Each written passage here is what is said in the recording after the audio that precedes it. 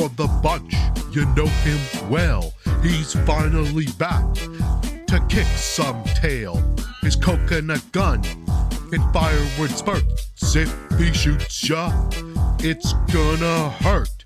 He's bigger, faster, and stronger too. He's the first member of the DK crew. DK! Donkey Kong! DK! Donkey Kong is here! This Kong's got style, so listen up dudes. She can shrink in size to suit her mood. She's quick and nimble when she needs to be. She can float through the air and climb up trees. If you choose her, you'll not choose wrong. With a skip and a hop, she's one cool Kong. DK!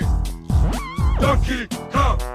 He has no style. He has no grace.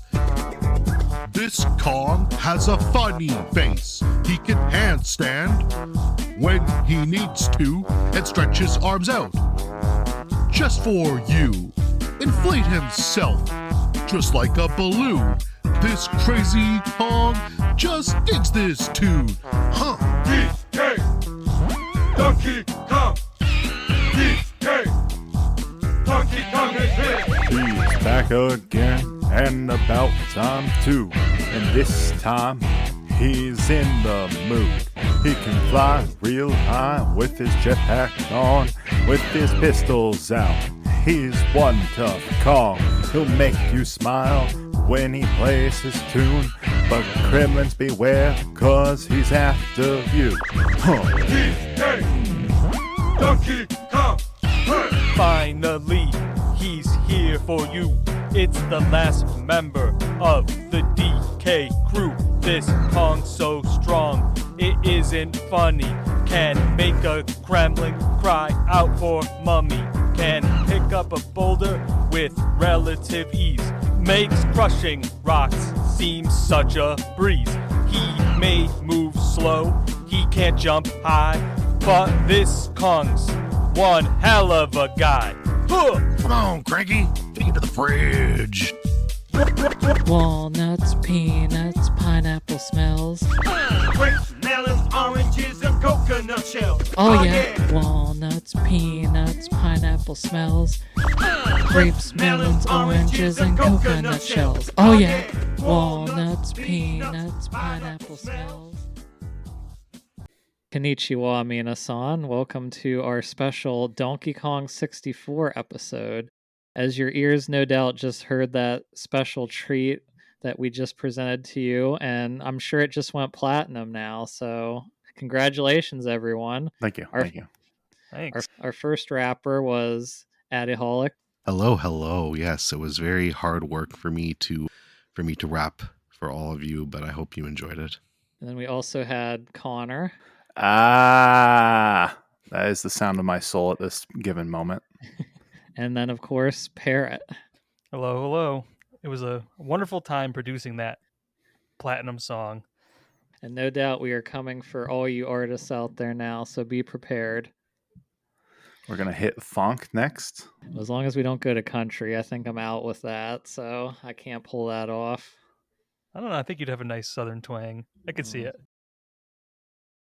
Well, we will never know, hopefully, so... But yes, anyway, today we were talking about Donkey Kong 64, which is a bit of, I guess, a weird game to look back on because I feel like it's obviously the famous game now that people say killed a genre at the time because it had so many collectibles that people just couldn't complete the game. But we will talk about if we actually think that's true. First of all, I kind of want to go through our histories with the game. And we'll probably start with Addi and then go to Parrott and then myself and then Connor because Connor has not played this before. Now, did you play it before too, Parrott? I don't remember. No, this was my first time. Oh, you haven't? Also. All right, so I guess Addi and I will go first and then we'll do Parrott and then Connor giving their first experience. So go ahead and take it away, Addi. What's your history with DK64? Yeah, so really the first video game console I can remember, like, in our household we had a Genesis and a SNES, but I was still very young and I didn't play it that often. And Probably wasn't even allowed to at that point. But the first console that I ever remember really feeling like that was mine and that I truly owned was a Nintendo 64. And I love the Rare games like Banjo and Kazooie. And anytime they released like a new game that was something I just wanted to play because I was really into the collectathons. And I just thought they made really good games, including, like GoldenEye and Perfect Dark and pretty much everything they touched.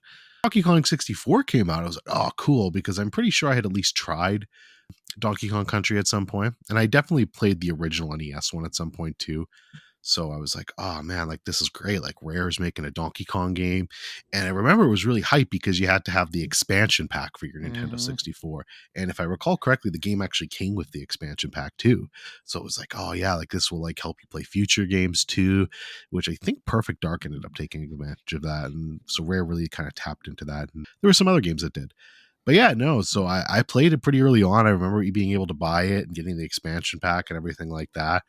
I remember loving it as a kid. It definitely had its issues, and I'm sure we'll talk about those as we go into the episode. But from a young age, I was just a huge fan of it. I loved all the collectibles. It was a perfect kid game because now when you play games, you don't really like. I'm fine with bigger games, but I don't want a lot of bloat. I feel like if you bloat things and it's too long to beat it and you're dragging it out, then it just kind of, keeps you distracted. But when you were a young kid and you couldn't, afford every single game, or like you were only going to play one game for a while, this game was great because it kept you busy for a long time. And so that was something I really appreciated about it. But yeah, just generally a lot of positivity towards this game, a lot of nostalgia. I was a huge fan of it. It was definitely one of my favorite 64 games for sure.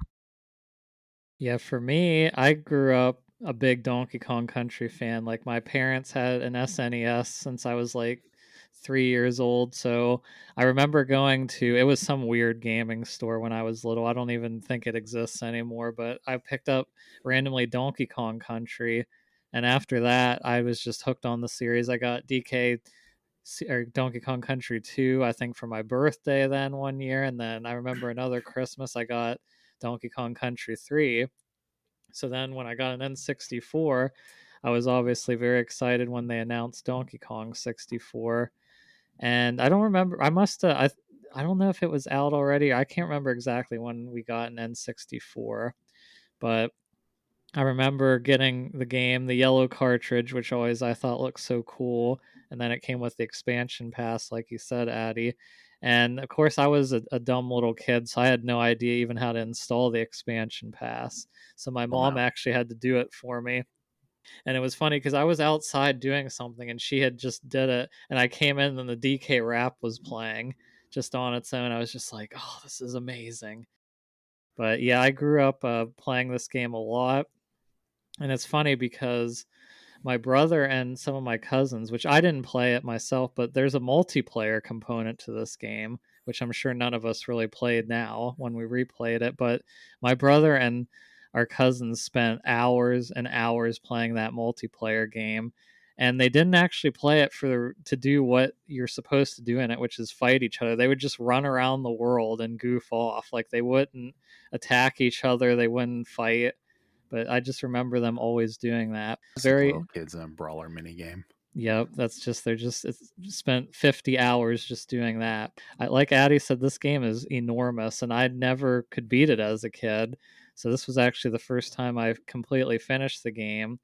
And there was so much to do, and now it's like compared to other 3D platformers, it's at least double, I would say, the length of most of them with all if you try to do everything. I still really enjoyed it. It's definitely got issues, which like you said too, we'll talk about, but that was pretty much my history with it. So I think with Connor, did you want to go next? Sure. This was my first time actually playing the single player component, but I had seen the game a lot when I was a kid because it was a classic among most of my friends, but I never actually had it. So I would play the multiplayer. I'd play the multiplayer component with them on occasion and just watch them do whatever they were doing when I would like show up to go play and they're in the middle of a boss fight or whatever. And then inevitably we stop. So yeah, it was kind of something that I had always looked at and said, oh, I should try this out sometime because I loved Banjo-Tooie. And I was like, this looks like Banjo-Tooie, but it's all these cool monkeys and there's Lanky. Lanky's cool. Mm-hmm. Yeah, then played it now and whew. Yeah, I'm guessing based on what we haven't really talked about it too much, but based on some of your comments on the Discord and stuff, I'm gonna say you probably like the game the least of any of all of us here. There's solid betting chances. The returns are going to be low on that bet. So I never played this either. I think I've said it a couple times in different episodes, but as a kid, I never owned an N64. So when I would go to Hollywood Video to rent games all the time with my grandma, I would see this on the shelf, but I never really played it except for one, like a couple times I would rent an N64. I don't know if you guys ever did this, but at Hollywood Video, at least where I was, they actually let you rent consoles. So I rented a console, an N64, and I tried to play this game, but they didn't give me the expansion pass with the console, so I couldn't, or the expansion pack, so I couldn't actually play it. So that's about the extent of my experience with this game until the last few months. I went on to play Banjo Kazooie in high school, like I said, the Xbox 360 port. So I really love this style of game. So this was always just like that big one, that big famous game that I never tried. So I was really finally excited to actually play it. And we'll talk about it more as we go, but I did enjoy it.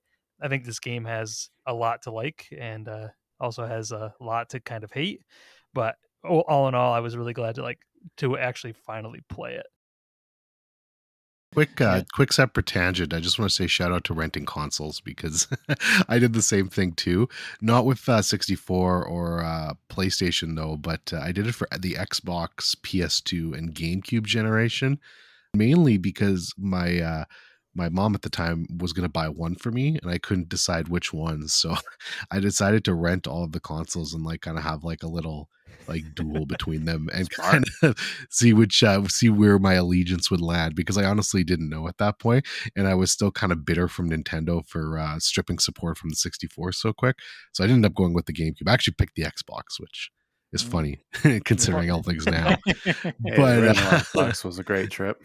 Man, you know what it was? It was the built-in storage for me. I was I love that, and like the graphics and stuff. So I think that, and the fact that I could play Grand Theft Auto 2 on there, because it was that's kind of what leaned on me. Because when I ended up finally buying the console, Grand Theft Auto had just come out. But yeah, so I do remember that, and it's funny because I was also curious if you rented Donkey Kong, if it came with the expansion pack. So I guess that was my answer. It probably should have, but they did not give it to me. So I just I was like, oh yeah, let's try this, and then nope, I did not try it. Yeah, there are some places in the world where you can do that kind of console renting, and then there are some places where that console will not make it back. Yeah, I'm sure. Not in a working state. I never rented consoles, but I would just go to my friends or my cousins who would have a different console than me and go just spend as much time there as I could playing it. Because I remember one of my friends had an Xbox and I had a PS2 and a GameCube, so I had the best of all worlds there. But anyway, back to Donkey Kong 64. So I think we should start talking about kind of like the presentation and just the overall graphics of the game, because I gotta say, I think for an N64 game, this game still looks really good. It came out after Banjo Kazooie and before Banjo Tooie, so it came out in '99 of November. And I gotta say, it still looks really good. And that opening cutscene, I'll let Connor start here because I know that's probably his favorite part of the game is that opening cutscene. So go ahead and talk to us a little bit about what you thought of how it looks and just kind of like the presentation. Yeah, this was definitely the part of the game that I thought held up the best and was the most interesting to me. Like, they kind of advanced their cinematography efforts with all the cutscenes. They were still very abstract in many ways, with that funny thing they had going on where King K. Rool would be talking about stuff and characters would just like teleport into they'd be for some reason in that room in front of him. And it's just like, well, that's what they could do with the resources, but they still did a fun thing with it, and they would have like little jokes and plays with it. So presentation wise, I thought this was a very interesting game, and is why I can't hate it, even though I have thoughts on the gameplay. Is it's so lovable. And then there's things like the water, like I can't believe they put that much effort into the water at that point on Nintendo 64. Like there's modern games that just basically do a box that you float in and it has maybe like an animated texture on top. But here they actually had the waves undulating and morphing, and it's very impressive that they accomplished that without making the frame rate 10 per second. Parrott, what did you think about all of it? Yeah, I was impressed too. It was it didn't look quite as good as Banjo-Kazooie since I played the Xbox 360 version before going to this. But once I got used to, oh yeah, I'm playing an actual N64 game, I was actually really impressed with how it looked. And also I just felt like it, granted, I was emulating it, but it did run like really well too. I didn't have any issues with that other than, the mini games. We'll get to that. The original version, by the way, runs horribly. Like the frame I rate believe is awful. I've heard on the original. Absolutely believe it. But at least emulating, it all ran really nicely. Yeah, it looked really good to me. So, what about you, Addi? What did you think about it? Yeah, no, I think it holds up really well. I think visually it looks great. I think, especially, I mean, I emulated it too, and I played it on the Steam Deck with some mods, which I'm sure we'll talk about. But yeah, no, it visually looked really sharp and crisp still. There's a lot of good design, good design there. The production value, I think, is great.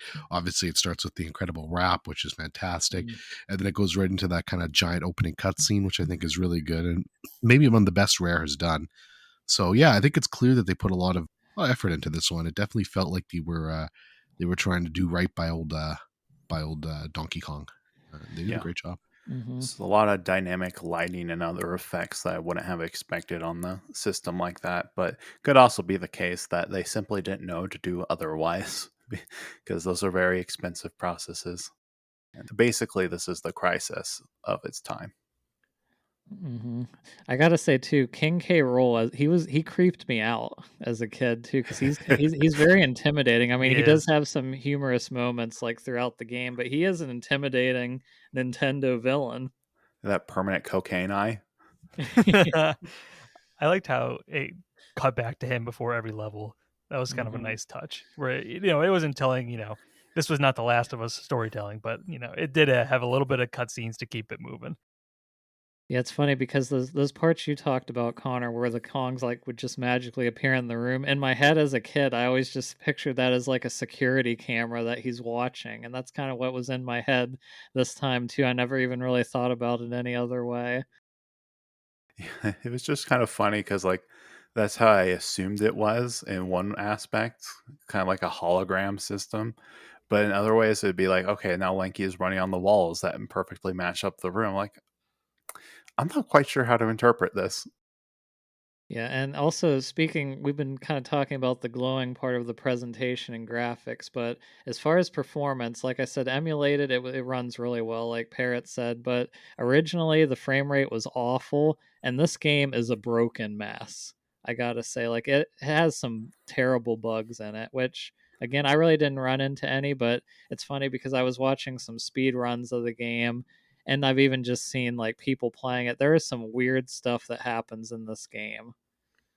I believe it. Yeah, I didn't really actually encounter any of my playthroughs, so I guess I got mostly lucky. The worst thing that happened was me getting soft locked in an area, but that was my own fault because I was screwing around with the mod, and yeah, it was literally my fault. But yeah, no, the game actually didn't really do anything bad to me, so I was lucky. Yeah, it was pretty well behaved even before I tried to play it as pure as I could with the emulator at 1st, but it held out pretty well for me. Yeah, I didn't do anything weird with it, and then I had no issues at all emulating it. But I was also kind of scared to stress it out because it seemed like it would. Well, it's funny because when I was watching, like I said, the speed run, one thing that happens is the Kongs run at a faster frame rate than the other like enemies or anything around it to make up for having like the frame rate issues. So if you look away from stuff, your Kong will move faster than the world will. Interesting. I didn't know that. Interesting.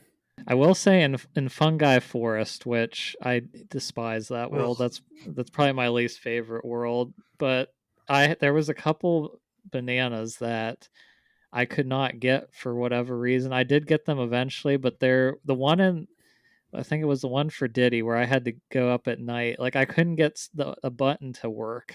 Like it would not work, and then finally I reloaded a couple times and it would work. But other than that, and I remember playing on. I had emulated it a long time ago, and I had heard that the timer runs faster in the emulation than it does on the actual game, so some things are impossible to get. But fortunately, I didn't run into any issues because I was able to get everything in the game. So I was worried about that, but I'm glad it didn't cause any issues for us. I actually, now that you mentioned that, there was one banana in that level that was just absolutely brutal to get for me. And that was where you had to use Lanky Kong's barrel to run fast to win the race. Oh, It was like insane. There was no way for me to beat it. Like I just couldn't do it. Yeah, And that then I one was looked up terrible. online and there was like a way to like if you jump in the barrel right before he starts talking, your transformation is finished before he's done before like yep. the cutscene ends, so then you can run without having to waste like 3 seconds. I had to do that, and even then I still had to like save state spam to actually be able to beat the guy. I can't even imagine playing that normally. It's funny because I did play it normally, but I got lucky because, like I said, as the game has some broken bugs in it, he clipped into an enemy and got stuck, so I could pass Nice. him. Because yeah, Nice. it's so hard to beat him. Like it's impossible. It's funny. I don't remember actually having that much trouble with the race. So maybe I'm just God tier of Lanky and invested in his soul. But because we all know how much I like Lanky. But yeah, I actually didn't have that much issue with that race, which is funny because then the next month's game, Jet Set Radio, had a bunch of races in it, and I was stuck on those for way longer than I should have been because they're ass. So it's funny how many races that I've been doing in these stupid Yeah. games, but this one wasn't too bad for me. Now, there's did you so do many both timers in this races, game. Addy? Because there's two of them. Yeah, because the second Okay. obviously the second one you can't do. Well, I did try to do it. I'm like, oh yeah, fuck, I obviously need the barrel to go faster. Yeah, so I paused. I left it on pause when it got Lanky's power, and then did come back and do that one because I gotta rep my boy Lanky. Yeah, that part took me forever. That was the Mhm. hardest part of the game, other than every single time I had to put a beaver into the hole. Yeah, We'll talk about that later. That sounds phrasing, Parrott, phrasing. Phrasing. The other banana that gave people a lot of trouble in that world was the Diddy jet barrels with the owl, which of course through save states it was easier, but the jetpack barrels can be rough because it's so hard to steer.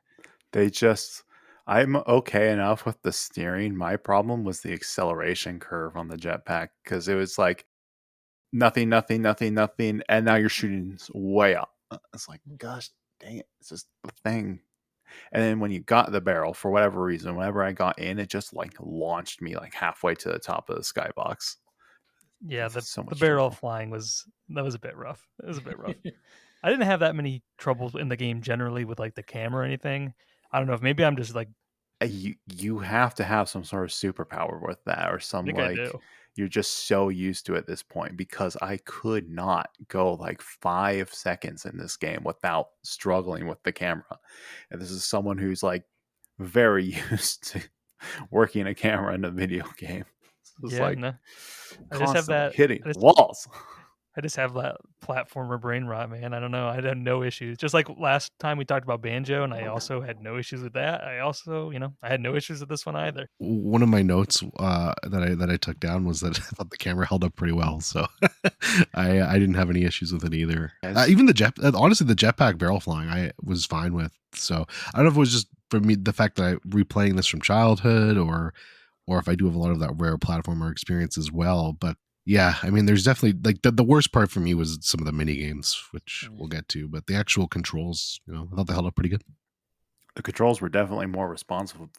Like the movement was more responsive than Banjo. That was greatly appreciated, but everything else still actually felt worse than Banjo. All right, so next I want to talk about DK Isle as a hub world because I know we just talked about last time with Banjo that I really love Gruntilda's Lair. It might be my favorite 3D platformer hub world of all time. And I gotta say, DK Isle is pretty good too. It's got a lot of different places to go, but the only thing I will say about it is it does feel very empty. I feel like for how big it is, especially like Yeah.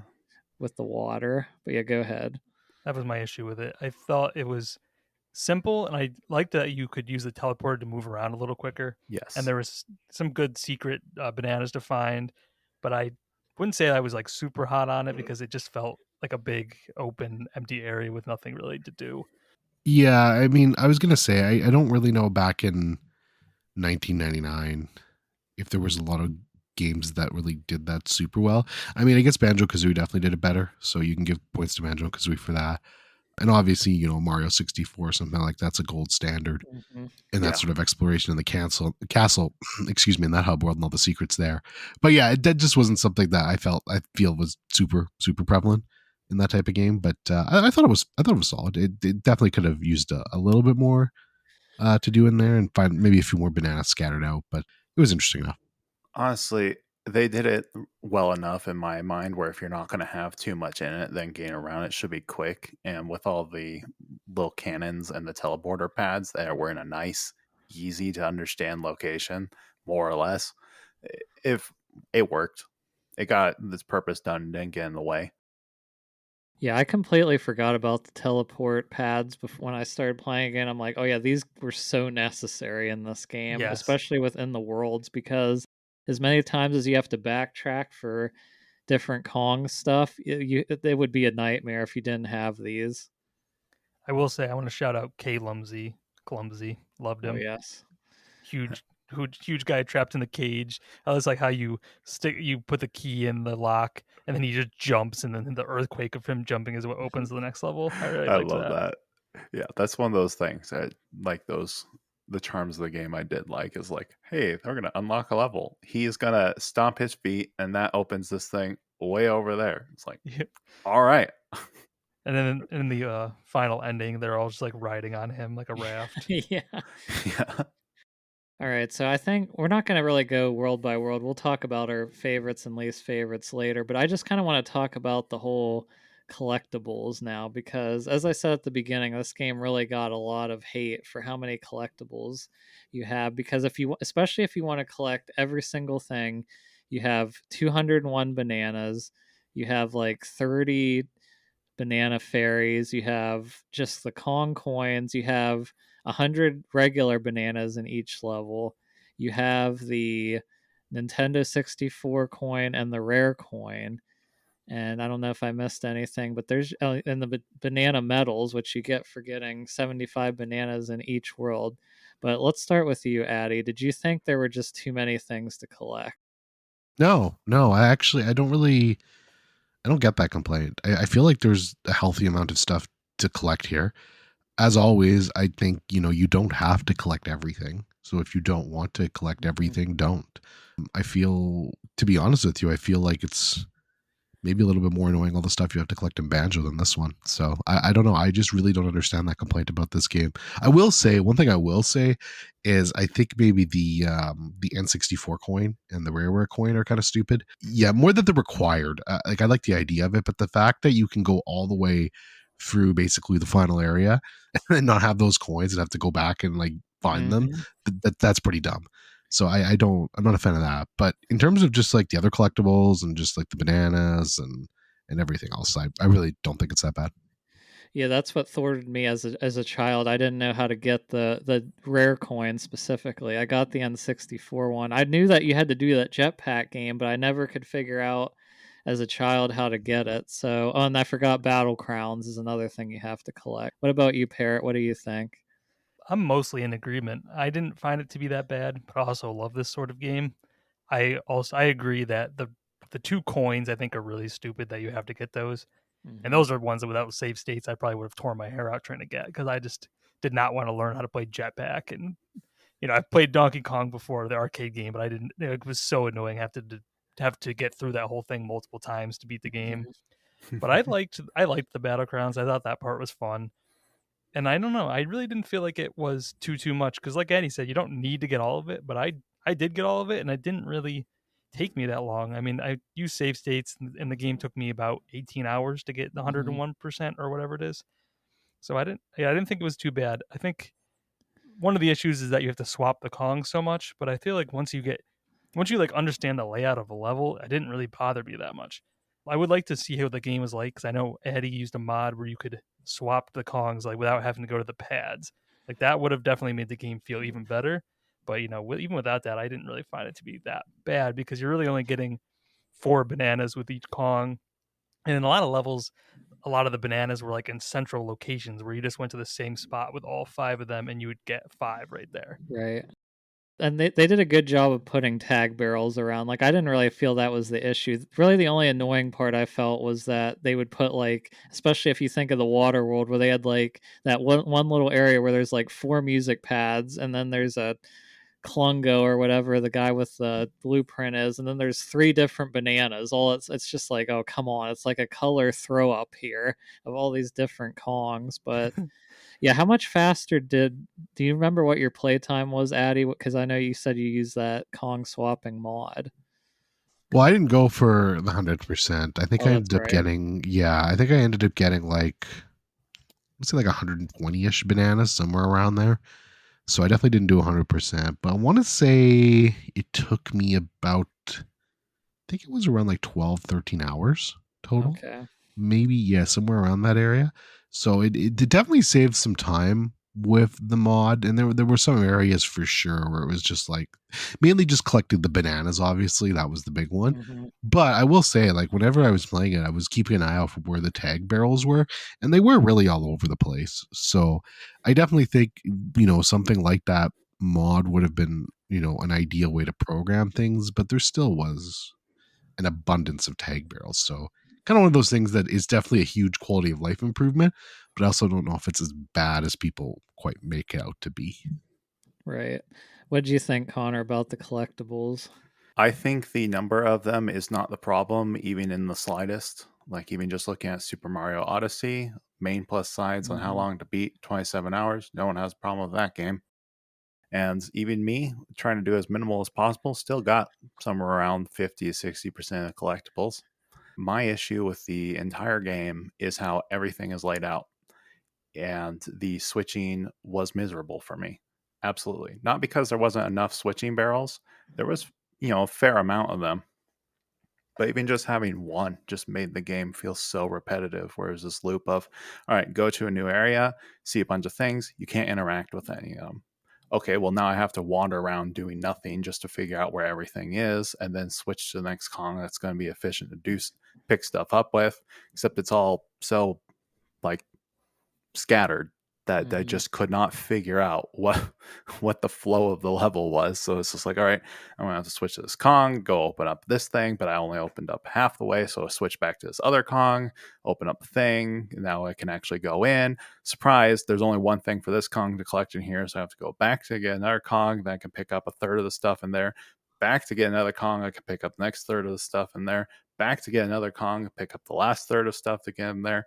And the central bananas was, it was nice that you had some of those zones where it's centralized, where there was a pattern, but Mhm. then that became just kind of a repetitive chore of, okay, now do the same thing with this Kong. Okay, now do the same thing with this Kong. Okay, now do this. That was my experience with the game, and I did not like it.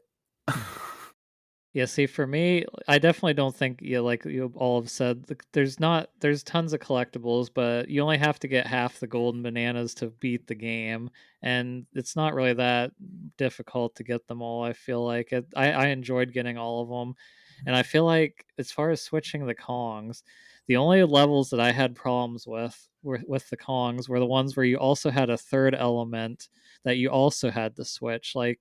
I'm specifically thinking of the 4th and 5th world, which is the water world and fungi forest, because the water world you had to worry about the water level too for certain things. And Yes, then that was miserable. fungi forest you had the day night cycle. So those were really the 2 worlds that I was just like I was not enjoying. But pretty much every other world I thought was fine. Like I thought it was laid out pretty well. And it's funny because I think I played the game completely different than Parrott did. Because I pretty much tried to finish an area with all the Kongs before I'd move to another area so I wouldn't forget. Where Parrott said he pretty much just played through the whole world as one Kong to try to do all their stuff, right, at once. So that's what I was doing at first. I probably beat like up through the 4th. I think I beat the first 4 worlds doing that. And then when I got to some of the later levels, I started doing more what you were saying, where I was exploring the whole level as one Kong to kind of get the lay of the land, and then I would just go like divvy it up by areas.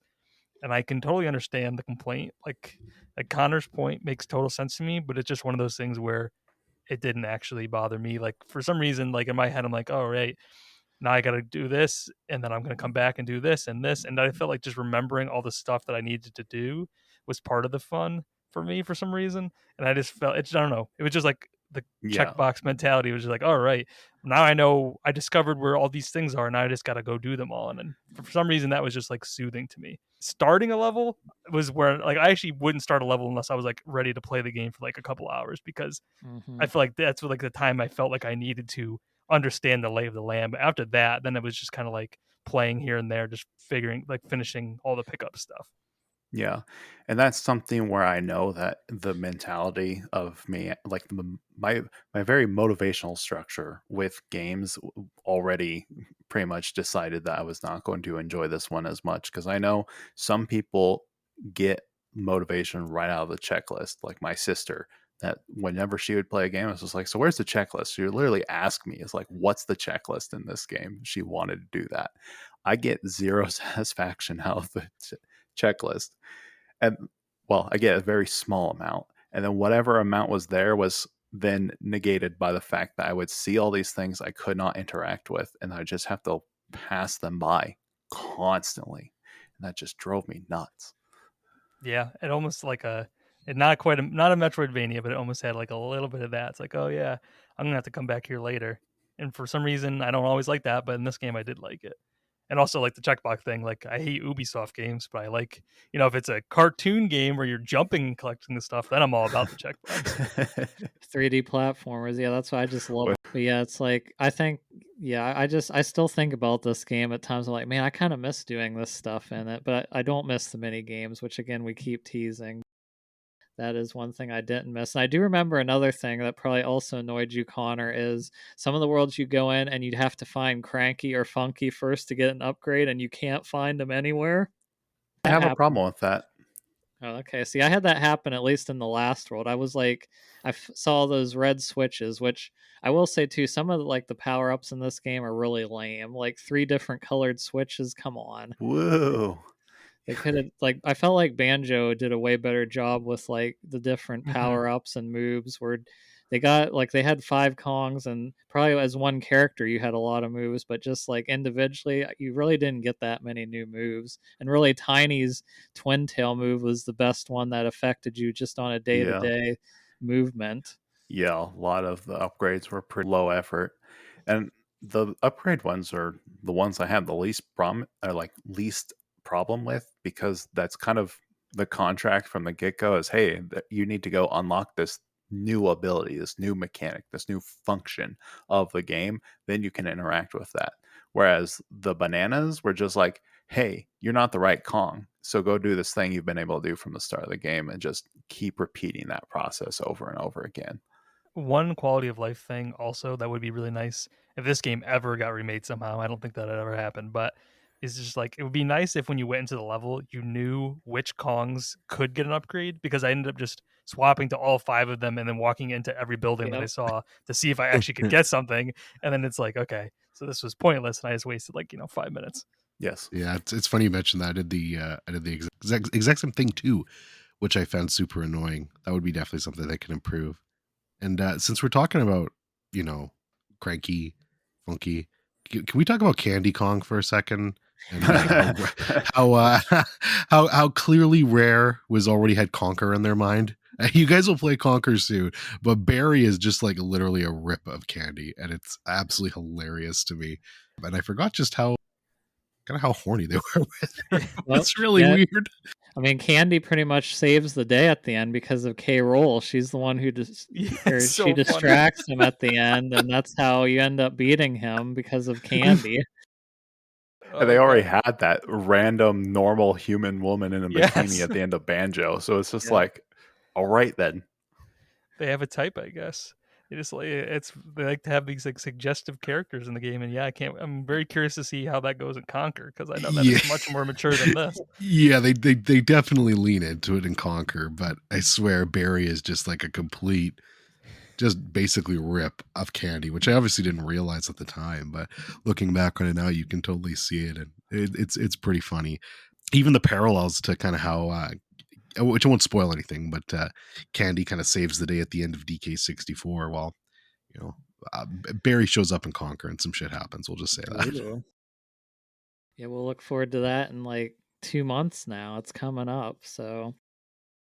All right, so I think next let's start talking about some of our favorite and least favorite worlds. Like I said, we're not going to go world by world because I really, compared to Banjo, I didn't think the worlds were as good. There were a couple worlds that I really, really did like, but most of them were just pretty okay.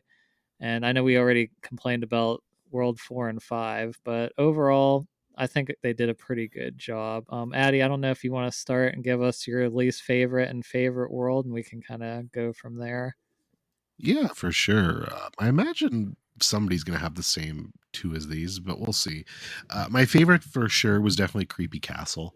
There's a couple of different worlds that this could have been. I really like Creepy Castle. Crystal Caves is really good, and even Jungle Japes just to start is a great level. But Frantic Factory I like a lot too. But yeah, no, Creepy Castle is definitely my favorite. Great music in that level, really well explored, just how every con can kind of go into the castle and do their own little thing in there. I find it's another level that if I didn't have the mod swapping, it would have been fine. Like it just seemed like there were plenty of barrels and lots of different ways to do it there. So yeah, I thought the Creepy Castle is great. I mean, I'm kind of a sucker for the haunted kind of whole castle thing though, so definitely biased. But that was my favorite. And then in terms of the least favorite, Fungi Forest for sure.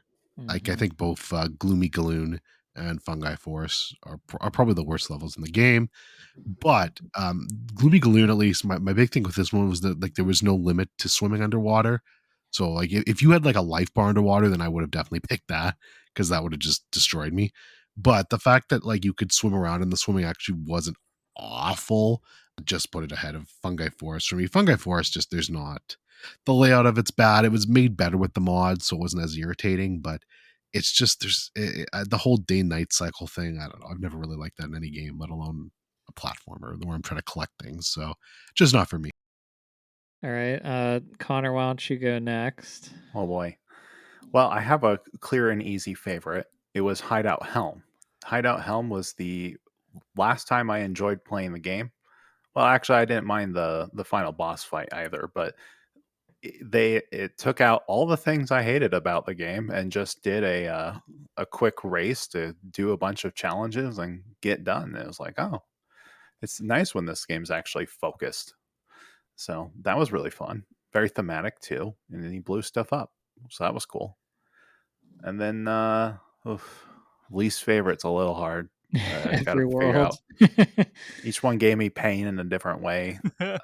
Jungle Japes and Angry Aztec were actually fine at first, but and even Frantic Factory wasn't too bad. But Gloomy Galleon was the first one that made me decide that if I was not doing it for this and did not have my friend also playing with me, like alongside, yeah, I would have dropped the game then and there. Just hard drop, never picked up again after Gloomy Galleon. And then Crystal Caves. I think Crystal Caves was probably the second wave, and so that's what I'll say was my least favorite. It was the one that caused me the most amount of pain. The layout, I knew how to navigate the caves, but I just could not remember where anything was. It was such a headache to deal with. That's funny because I gotta say I think Crystal Cave is probably my favorite because I found it to be the easiest to navigate and I just enjoyed it. So it's very interesting.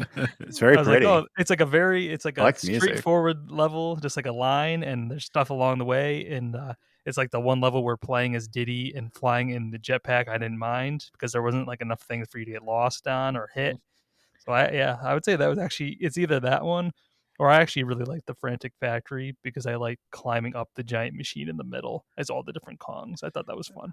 Yeah. It was it was a fun way to make it so doing the same task like multiple times was more fun because it was like different for each of them. Yeah, for the life of me, I still can't figure out what the layout of Crystal Caves is. Like, I can't really think of what it is in my head, and I think a lot of it has to do with whatever I was doing was causing the camera to do a 360 every other minute. It was just Yeah. like, "Yep, hey, you don't know where you are anymore. Let me just camera."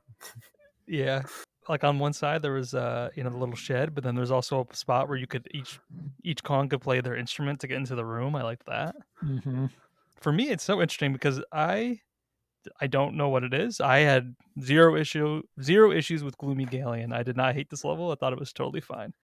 I think, like Addi was saying, the fact that you couldn't drown just made any like annoyance with it. Just I don't know. It didn't bother me at all. I'm not sure why, but Fungi Forest, I do genuinely think that level sucks. So we all keep saying it, but I hate that level. Do you Didn't like typically it like that the water much. level in games, Parrot? I'm curious. I don't think I typically think they're my favorite, but I don't tend to hate them as much as other people do, I think. Okay, yeah, Like, I just automatically loathe them, so I think that's why they end up so low yeah. for me. I don't like that's I think for me that's more like ice levels.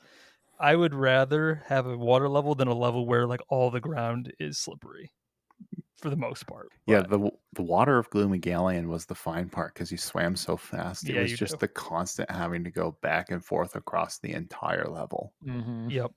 Yeah, I can't even disagree, but for some reason it did not bother me.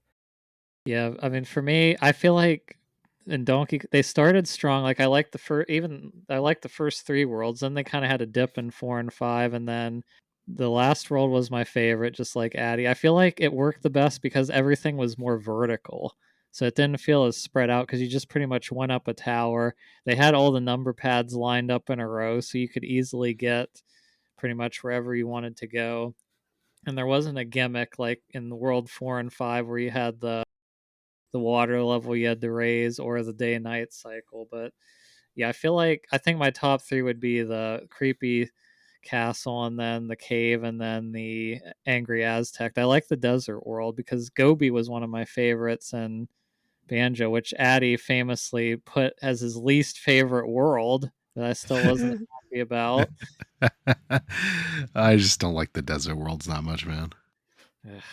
Yeah, I feel like I don't know. They just because even though I did like Frantic Factory, I feel like that world can get kind of chaotic too with just having to figure out where to go all the time. So Yeah, and it makes you play the Donkey Kong arcade game, so it does lose points for that. through twice, you have to beat it twice.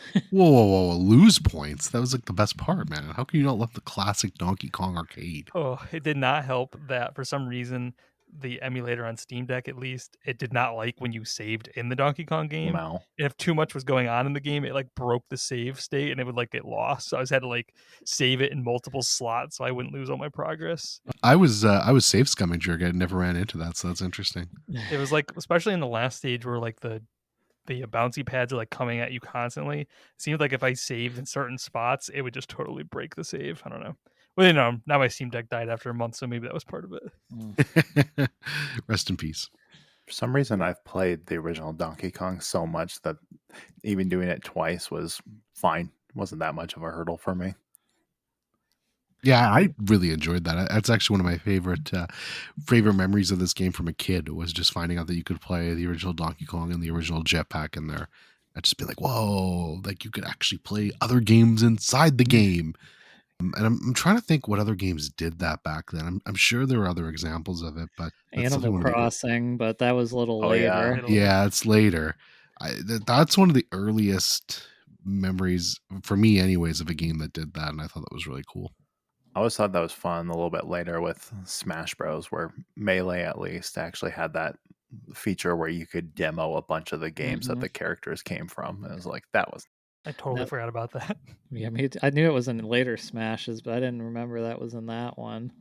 Did I say Melee or Brawl? I meant Brawl. Oh, it was Brawl. Yeah, you said Melee. I was like, oh, well, I believed you. I didn't know. I feel like there was something similar to that in Melee, but no, it's probably not.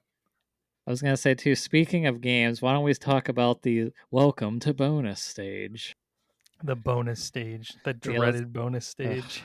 I like the announcer. I did too. And I don't think all the games are bad. I like some of them. Are fun. I don't know, like what, I don't remember now. My memory's awful, but like even like when you're Donkey Kong and you jump in the barrel and then you're like in the sky, that's technically a bonus stage, right? Yeah, I That was like fun. those. Like I liked that one. The minecart one was kind of Yeah. like really Ugh. hard, but I like the idea of it. And like, some of the other ones were all right, like the ones where you would like swing from the vines to get stuff before the time ran out. Well done. But I just think it's like I feel like Banjo-Kazooie had the right amount. Like we talked about in the episode, it's like, oh, you get to mix up the gameplay with some mini games, like usually like 1 or 2 a level. But this is just there's so many of them. Yeah, That's it's like too where this many. game felt like bloat. It wasn't all the collectibles, but it was just like how many times you had to do these stupid mini games, and that half of them were broken. Yeah, like I like the ones like where you have to feed like the snakes, like when they're Yes, spinning the turtle. That's fine. Most of them were even like or swatting the fly. That one was fine too. Or Oh no, you didn't that like one that? was I had to- hard for I some had to people. save scum that one all the time. I was like, f- oh my the- god, I'm just the like spamming it, like just hit him. You're running right under it. Hit him. The fly one is really hard until you realize that where the hitbox is for it, because the hitbox for the actual swatter is at the very tippy top of it. Once you realize that, it's actually like I was able to coast through it no problem. Until that though, I was having like that one was a nightmare to me. But yeah, no, if you aim, you just have to aim for it, like let the flies kind of go into that very top area, because the rest of that swatter, like the entire middle and bottom of it, is one complete big dead zone. Yeah, that would have been good to know. Instead, I was just bashing my head in over and over. I'm like, I didn't get one within 5 seconds. Got to reload, or else I'm gonna run out of time.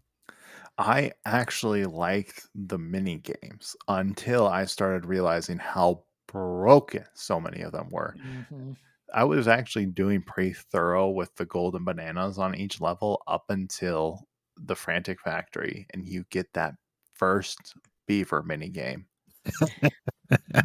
And I tried so hard and tested. I was like, surely I'm just doing something wrong. Did everything. Got to the point where I could have a beaver just trapped right on the edge, just Runs spamming out. the screen button, telling it to shove in, and it would not. I was like, oh my gosh, this is just broken. Just broken. Just straight up. That's what killed my motivation from that point on out to do the mini games. That is Yep. maybe one of the worst mini games I've ever played in any video game ever in my entire life. It's just straight up broken. Like, I mean, I liked most of the mini games in here. I had a lot of fun with them. There's a couple, obviously, that are just kind of whatever and they don't run as well now. But that beaver one is straight up broken, and I don't know what they were thinking, like shipping that like that. And I like herding games, like getting a bunch of animals corralled into a little area. I actually kind of enjoy that. So, yeah. You should play Twilight Princess. I did. That's the only one I've beaten. Is that why? You love the part where you're hurting all the animals? I don't remember hating it. At least they've listened in that game. Yeah, this was like, I don't get too mad playing video games very often. But this is one of the ones where like, oh my god, you gotta be kidding me. I'm not sure what else I can possibly do to make this work. Well, it's just those beavers, like you would get it right on the edge and it would still like spin out somehow, or like, and even if you save state scum it, like you could do the same exact path and it would work, and then the next time it would not work. It would somehow jump out of the way or do something weird. So broken. It honestly felt like RNG, whether the beavers were going to go in or not, and it was just stacked against you that they wouldn't. I also feel like they did balance the mini games a lot better in the beginning of the game, and at the end they just started throwing them in. Instead of just getting a banana for completing a task, you'd have to do a mini game. And then in the last world, I got that stupid beaver mini game 3 times in a row. Yeah. They started doing it way too much. Yeah, I felt like they were either running out of ideas or running out of time. So they're like, "Okay, guys, let's just do a lot of mini games here near the end." Even and the mini games weren't too bad, but even in the final hideout area, like to get to deact, I forget what you were doing. You were deactivating those computers or whatever. Oh, yeah. But each one you had to do 2 mini games to do it. So it was like, it's really, they were just relying on that so hard at the end of the game. It was like a crutch for them. Which is funny because that's when I was enjoying them again, because it felt like each one of those mini games was a little more unique. Oh yeah, no, they were good mini games. Yeah, sure. Those ones were focused on the actual like unique characteristics of each Kong. I was like, great. Why weren't you doing this for cut out like half the levels and done this from the start? Yeah, and I did actually. Speaking of the final level too, I did like the snide with the blueprints that they like gave you more time if you collected more. I thought that was a really cool That idea was they funny. had with trying to do that. Because I had all of them like going into that part, so I had the max amount of time. Yeah, me too. Yeah, I didn't have the max, but I actually had quite a few. I think I had like an extra, what is it? Everyone gave you an extra minute, was it? Something like that, because I I think don't I know. had like 50 minutes or something. Yeah, I had like, I want to say I had like almost half an hour or something like that. So I had more than enough time to do it because it really doesn't take you that long. So Yeah. Each blueprint was like 1 minute, and you could have a maximum of 50 minutes or something like that. All right, so let's talk about the bosses now, because that was one thing we talked about in Banjo-Kazooie, that they really didn't have many bosses. Obviously, Gruntilda they had, which was a tough final boss, but I do feel like they had a boss in each world this time. They did kind of cheapen it out by redoing half the bosses, I think it was, Yeah. or maybe just, or I know they redid the armadillo and the dragonfly. I think those were the only ones. Yeah, I think so. So there was 8 bosses with the final boss. So why don't we each talk about our favorites and least favorites again? We'll maybe go reverse order. I'll go last again, but why don't we start with Parrot this time? So I would say I struggled. Honestly, I don't really know that I have a least favorite, but I think my favorite would be Mad Jack from the Frantic Factory level, Mm-hmm. where you play as Tiny Kong. I just like how you were running away from it and you got to use the what is the move called? The gliding move, basically, Yeah, to the get twin around. tails. Yeah, I just like navigating that. I think that was my favorite. I think that all the boss fights for the most part were pretty solid. Not anything too spectacular in my opinion, but I think this is the one I had the most fun doing. I also wanted to shout out the fight itself wasn't really that fun, but I like the idea of the boss fight in the creepy castle where you're fighting like cardboard cutout of Mm-hmm. King K. Rool. So I also want to That shout was a that out. funny one. It's fun. It wasn't necessarily the most fun, but it was pretty funny and entertaining idea. Yeah, it was a little frustrating, but it was funny enough that I was okay with it. All right, Connor, was that your favorite one, or you have a different No, one? no, my favorite was the one on Gloomy Galleon. Ironically enough, it was my absolute least favorite level, and then it got to the boss. I was like, I like this. It was you're on that boat as Lanky, Mm-hmm. and you're like racing around the thing. Yep. It had a fun flow to it. It was just a funny fight all around. I can't even remember what the thing you were fighting actually was, but It's like a It's like a giant puffer puffer. fish. Yeah, giant Yeah. puffer fish. yeah, I just remember actually enjoying the process of going through that fight. And overall, I really like the boss fights were the highlights of the game for me until the two repeats. I think Fungi and Crystal Caves were the repeats. Yep, you got it. Yeah, and then that one in Frantic Factory is definitely a cool one. Although, Mm-hmm. yeah, my least favorite is just the repeats. Like, Yep, I agree. What about you, Addy? yeah, I think obviously if we're not counting, I mean, if we're not counting K, I think K Rool's probably my favorite, like the big, like the real K Rool Mhm. fight. But if Yeah. we're not counting him because it's kind of a final boss, it's like I its would be own in. level. Yeah, I would be in Mad Jack territory too. I just really like the design of that character, and I think it's pretty cool what they do with that. But the pufferfish is a close second because Lanky's very heroic. It's a scary, scary fish. Least favorite, honestly, I'll probably have to go with the one in Creepy Castle with the cutout of King K. Rool. I don't know what it is about that one. I'm just not a fan of it. It's It just tough. felt, yeah, it just feels janky to do it. And like, I don't know, the timing doesn't feel precise with it. And the fact that it kind of just knocks your Kongs out as you go, I don't know. It I just thought that didn't was pretty work for funny. me. Yeah, I actually was gonna count the K roll fight because that was probably my favorite. But yeah, if we can't, Mad Jack definitely was. I feel like that is a lot of people's favorite. I do like the armadillo. I just feel like it seemed like it's funny because he like gets these huge guns and then he's like really terrible and really easy to Yeah. beat. Yeah, so the one boss I kind of had some difficulties with was the Dragonfly and Fungi Forest. I don't know if I just didn't get enough punches in as chunky, but I ended up dying the first time, so I was kind of annoyed with that because I had to do the whole thing over again. Yeah. Yep. I don't know what the rule there was, but I had the same thing happen the first time where I felt like I was gaining a lot of punch. Like I felt I was gaining as much as I could every time I transformed, but then it was just like, nope, you died. All right, Yep. fine. The same exact thing happened to me, so I don't know what it was. Which is a shame because I liked the idea of that fight. I love the move that Chunky has to turn huge. But Yes. then, yeah, when it actually comes to the actual fight, it was a little bit more frustrating than I would have liked. So I kind of forgot about that till you mentioned it. So actually, I would say that was definitely my least favorite of all the fights. Let's talk about the K roll fight because I feel like this fight did knock it out of the park. Like you get to the only one I did struggle a bit with Lanky's part because I wasn't sure what to do at first. But otherwise, I thought they did a great job incorporating all the Kong's unique move sets, and I feel like Gruntilda, like at the end of Banjo Kazooie, that fight is brutal, Yes. brutally hard. Where this fight I thought was way more fair. So I definitely enjoyed this one a lot more, and I thought they did a great job with the K roll fight. Yeah. I think the fact that I had save scones probably saved me a lot of time, but even aside from that, I thought the whole presentation of it and then the mechanics of it, I thought were all very entertaining and very leaned into all the strengths of the game. So that was actually fun. That was also the thing I remember the most of watching my friends play it back in the day.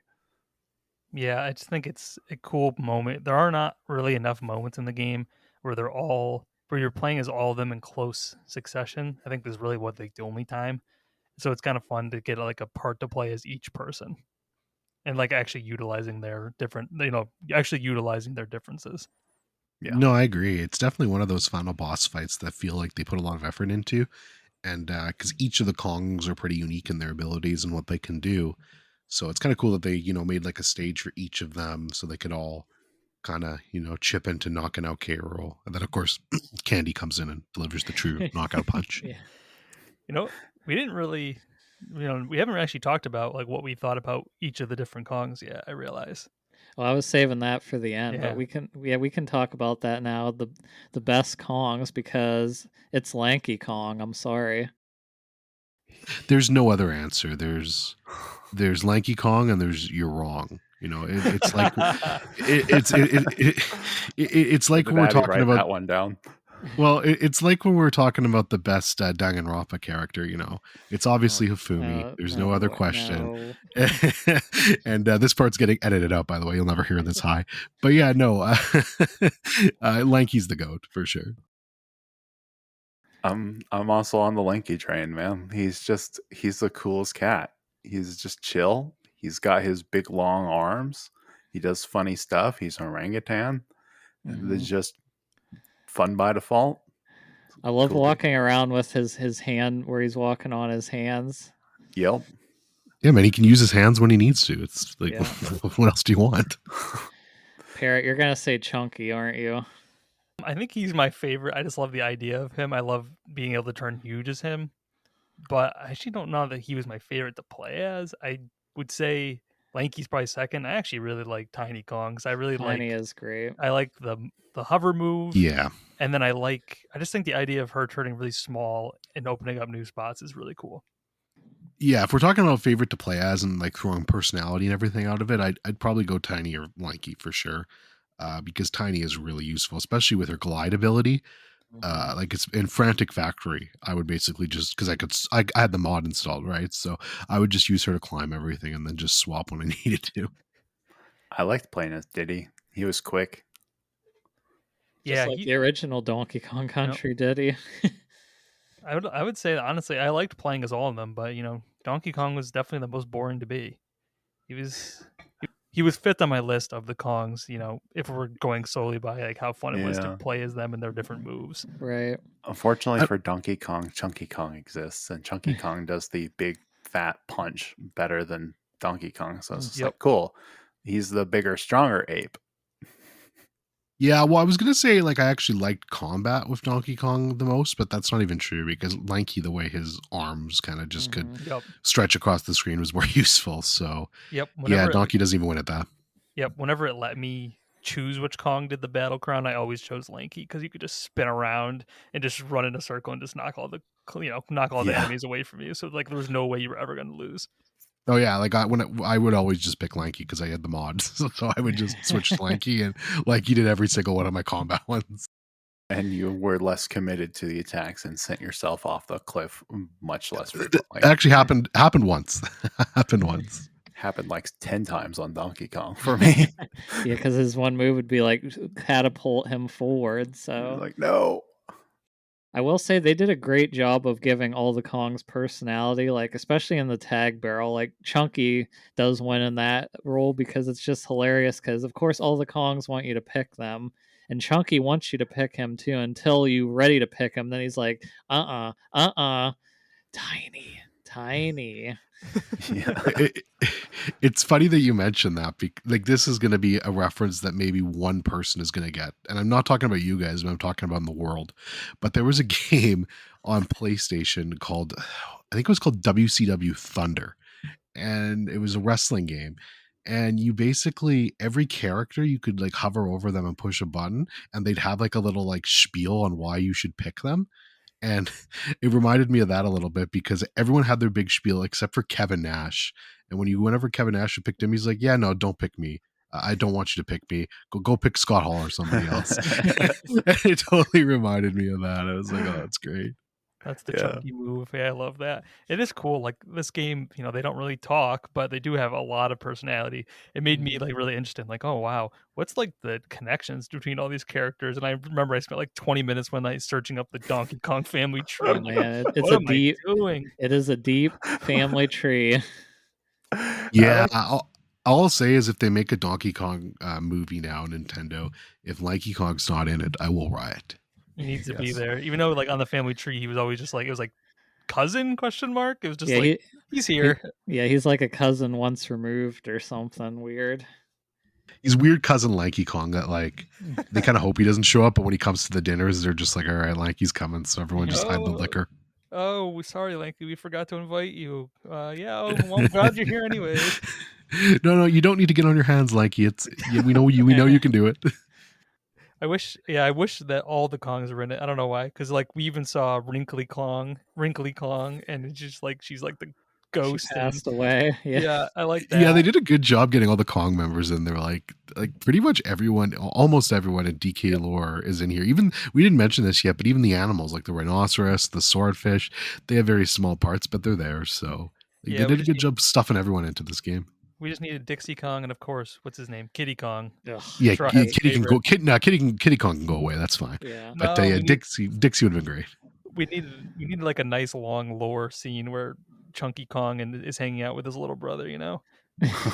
Well, yeah, because then Tiny is Dixie's younger sister. It is weird that they didn't do Dixie and Kitty, which I'm glad. I like Tiny, but I'm glad they did Chunky over Kitty because I do not like Kitty Kong.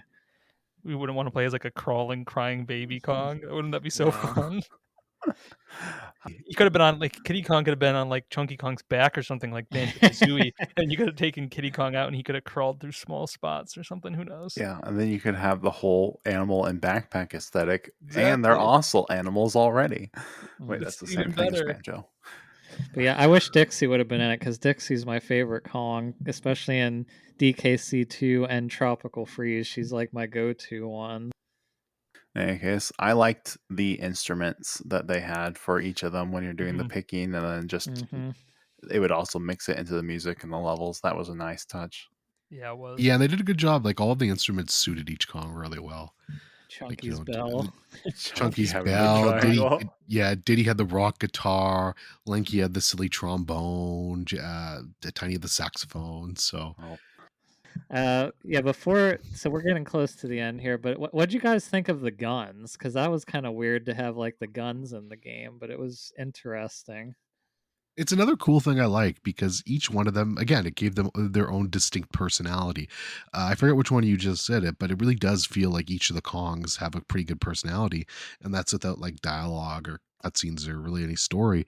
And they do that by things like that. Like each one has their own specific gun and weapon that does like that suits them, right? Like it feels like it's something they would use. So I don't know. I really appreciated that.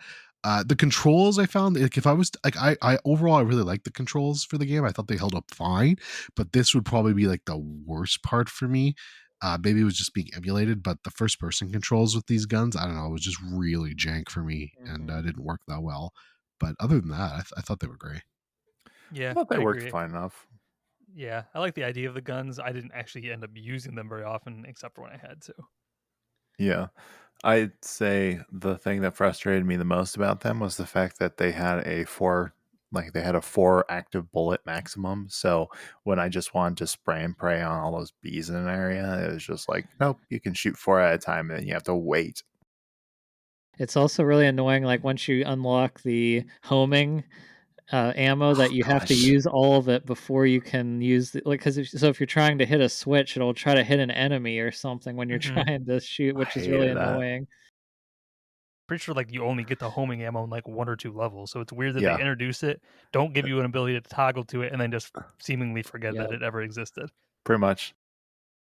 Yeah, I feel like, so I think we're gonna start getting to our final thoughts here, but I think overall this game is kind of like one step forward, two steps back from Banjo. Like I just feel like some of the things they just like learned a lot from Banjo and improved on, and then other things they just like made it way worse than Banjo. So I don't know what they're thinking, but if you guys want to start, just kind of give your overall reviews. We'll start with Addy. Just kind of tell us what you thought of the game and what your score was. Yeah, so no, it was really cool to come back to this game. Definitely a big nostalgia thing for me.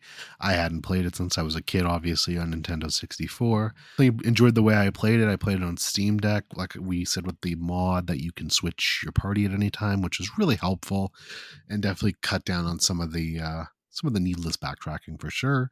But even without that, I still think it's a great game. I think it bangs hard. There are definitely some issues with it, like the mini games. Some of those mini games, like the Beaver one, is just outright atrocious. And they're like the N64 coin, the rare coin, some things being a little bit obtuse like that. It has its problems, but the charm of the game just more than makes up for it for me. And I'm a big fan of Rare and the collectathons and things of that nature. And it's cool, especially because this is the first time I played this in so long. And I've obviously played my personal favorite Rare game, which is Conker's Bad Fur Day. I've played that a lot more. And to go back to this one and see kind of the DNA, because there's a lot of Conker's DNA in this game, I find, more than I realized at the time. And to see them kind of strip that from this is interesting. And yeah, it'll be interesting to see what you guys think when you get to that in July. But yeah, overall, Donkey Kong 64 was a really great game. Definitely a seminal game from my childhood. Just a really great platformer. My score personally was a 7.5 out of 10. So I Nice. was very excited to play this, and I feel like going into it, I heard so many negative things about this game that I think that also probably helped make me enjoy it. Because when I played it, I think that this game has issues. I think this game has a lot of issues in a lot of different ways.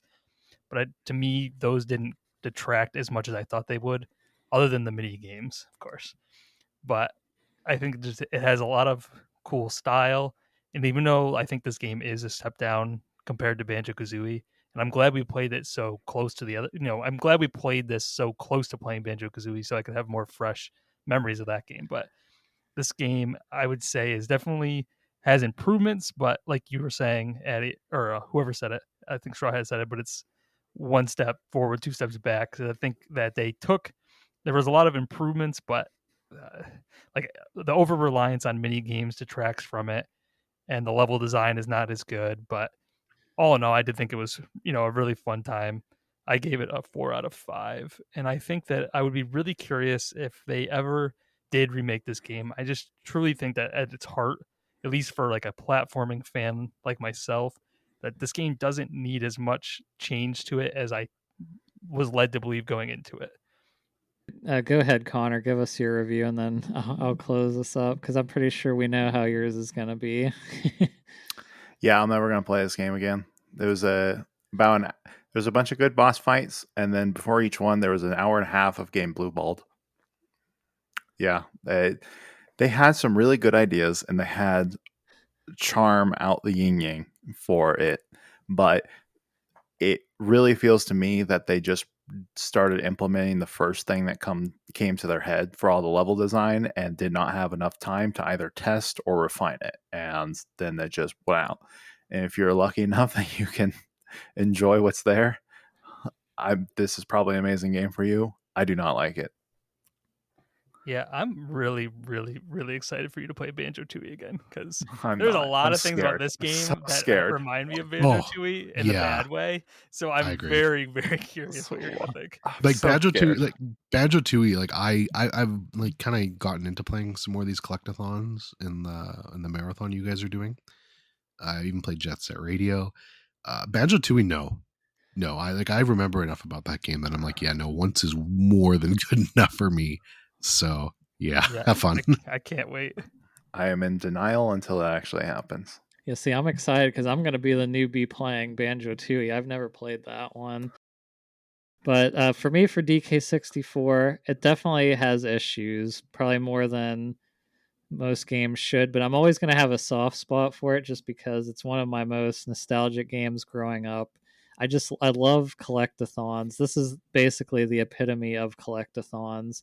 I wish there were more games in a similar vein to this because I feel like most platformers are scared to even approach even close to as many collectibles or as many activities to do as this game does. It just had so much different things they tried, and a lot of it didn't work, but some of it did.